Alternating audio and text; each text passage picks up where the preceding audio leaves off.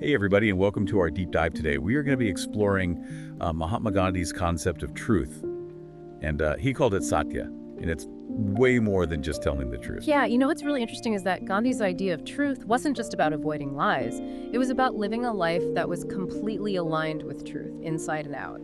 So your thoughts, your words, your actions, everything had to be in harmony. Okay, so let's break this down. We've got some excerpts from a podcast script about this. Yeah. And the word Satya itself comes from Sat, meaning existence or reality. So we can already see that it's a pretty deep concept, right? Yeah, absolutely. See, for Gandhi, truth wasn't just about stating facts. It was about living in a way that reflected that reality, a life lived in complete accordance with truth. Wow, that's pretty profound. And this idea of truth wasn't just some abstract idea for him, was it? It was the very core of his philosophy. Even his idea of Satyagraha, holding firmly to truth. Exactly. Satyagraha was a way of life. It was a powerful force for change. It was about unwavering commitment to truth, not just as a political tactic, but as a principle for living. So it's more than just a protest strategy. It's like a whole different way of looking at the world and interacting with it. Now, the script highlights three key principles of truth, according to Gandhi. The first one is truth in speech. So it's not just about what you say, but how you say it right. That's a key point. Gandhi believed that even if your words are technically true, if they lack kindness and compassion, then they aren't truly truthful. He even felt that half-truths, which often seem harmless, can be just as damaging as outright lies. They distort reality and can lead to all sorts of problems. Hold on, I'm a little stuck on that. Half-truths being as bad as lies. Can you give an example of that? Sure. Think of it this way. Let's say you're trying to help a friend who's made a mistake. You could focus solely on their error, which is technically true, but it wouldn't paint the whole picture. Or you could acknowledge their effort while gently pointing out where they went wrong. Both statements might be factually accurate, but the latter reflects more complete and compassionate truth. I see what you mean. So it's not just about avoiding lies, it's about being mindful of the impact of our words and making sure that what we say aligns with our values and with kindness. Okay, that makes a lot of sense. Now, what about the second principle, truth in action? This is where things get really interesting. Truth in action is all about walking the walk. It's about aligning your actions, your choices, your entire lifestyle with your commitment to truth. Gandhi's own life is a perfect example of this, isn't it? I mean, his choice to live simply, to wear simple clothes, to eat a simple diet, it wasn't just about personal austerity, it was a statement, a rejection of materialism. Right. And an embodiment of truth in action. Yeah, I got it. His simple living wasn't just a personal quirk. It was a direct reflection of his commitment to truth and service. And that leads us to the third principle, truth in thought. Okay, so this one is about looking inward, being honest with ourselves, confronting our own biases and motivations. It's that inner work, right?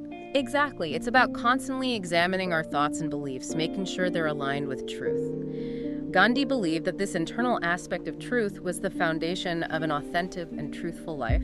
So before we go any further, do you think we could take a minute to let that sink in for our listener? Yeah. Because that's a lot to process, even for me. Good point. We are moving quickly. Maybe you, the listener, are already thinking about ways Gandhi's ideas about truth, especially this idea of truth in thought, might apply to your own life. Right. Like, are we being truly honest with ourselves about our motivations?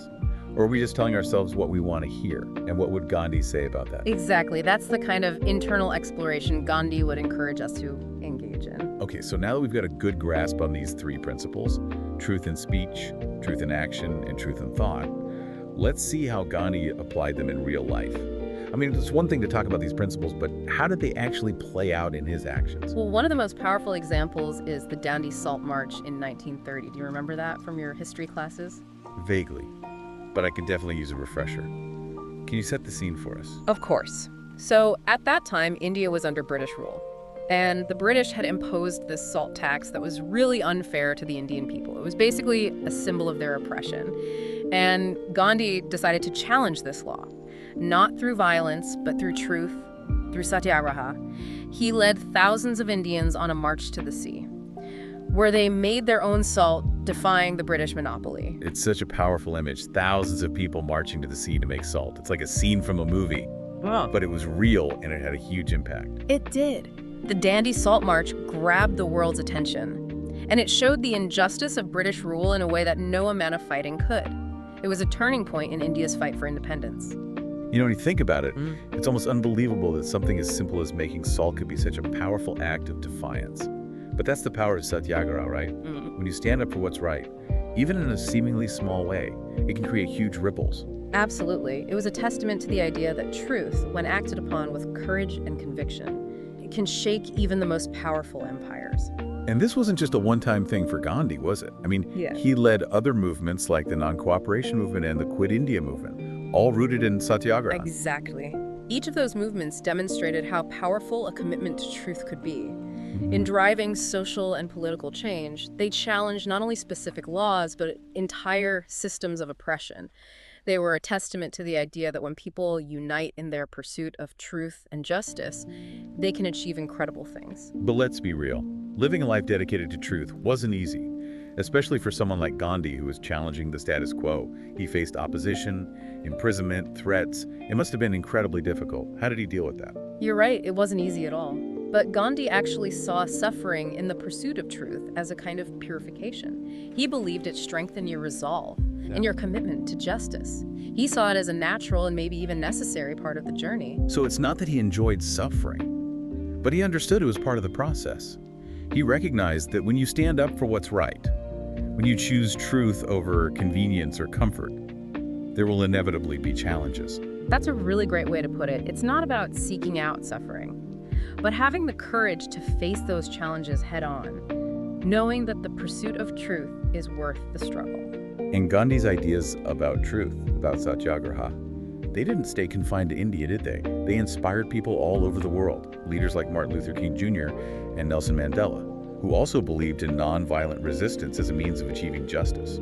Gandhi's influence has been immense. His philosophy continues to resonate with us today, especially in our current world. Think about it.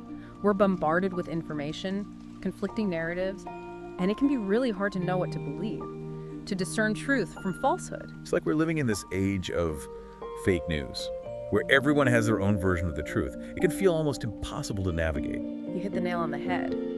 That's why Gandhi's ideas are so relevant today. His philosophy offers us a way to navigate this complex landscape, a way to approach truth in a more mindful and discerning way. Okay, so let's get practical here. What does this all mean for us, for the everyday person trying to live their life? How can we apply these ideas to our own experiences?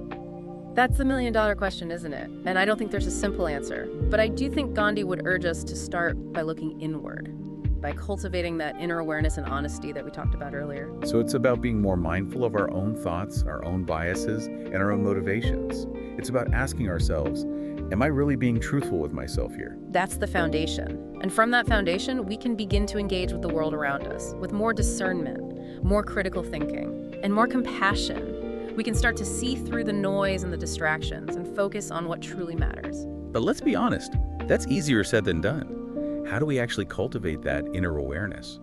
How do we become more discerning and compassionate in a world that often feels designed to divide us? You're right, it's not easy, but it's not impossible either. And I think one of the most important things we can do is to cultivate a sense of curiosity. Curiosity, you mean like being curious about the world around us? Yeah. About different perspectives and ideas. Exactly. Instead of approaching everything with a sense of judgment or certainty, what if we approached it with a sense of wonder? What if we asked more questions, listened more deeply, and sought to understand rather than to judge?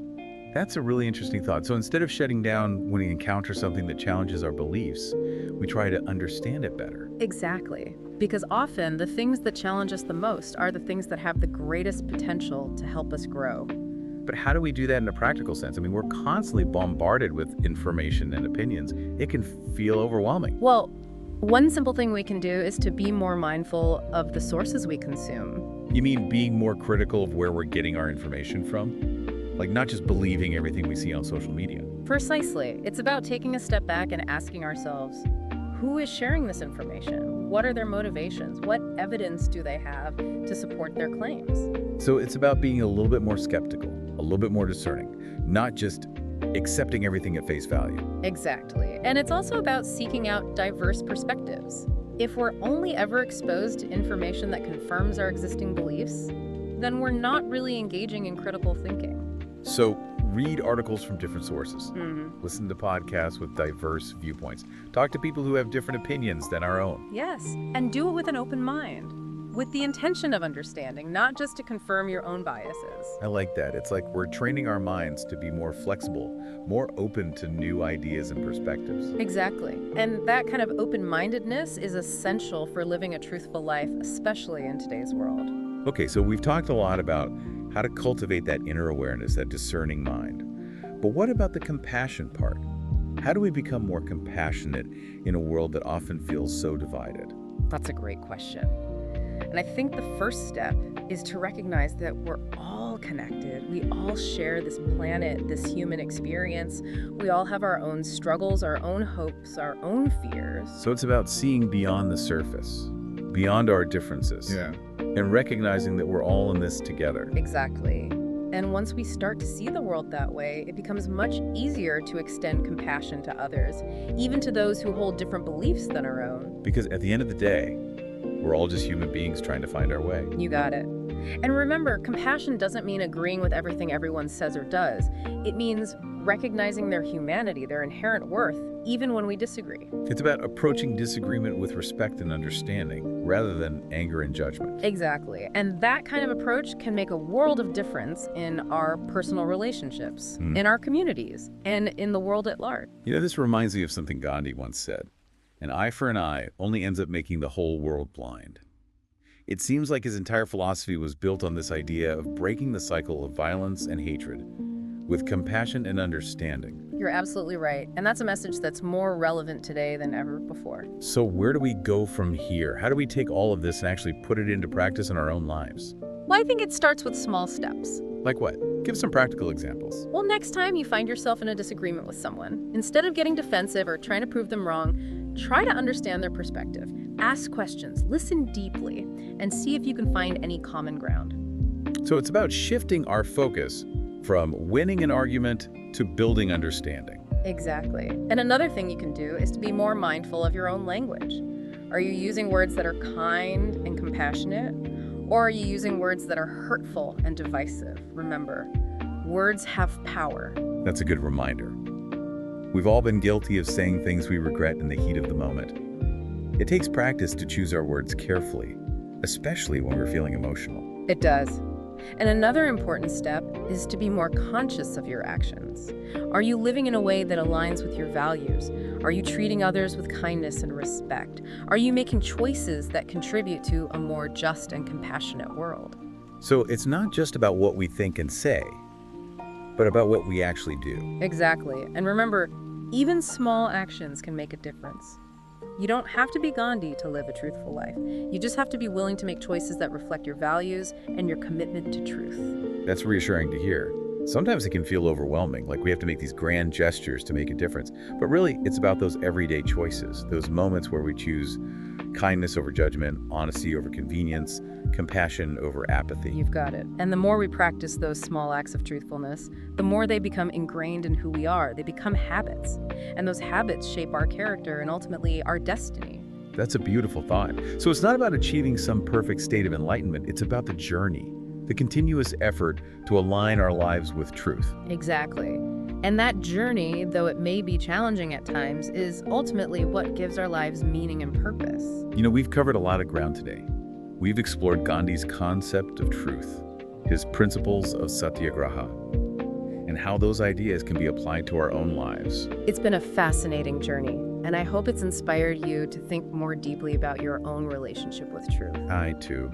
But before we wrap things up, I'd love to hear your thoughts on this. Gandhi often talked about truth being self-evident, that it needs no defense. Do you really believe that's true? I mean, in today's world, it seems like truth is constantly being questioned, manipulated, and even distorted.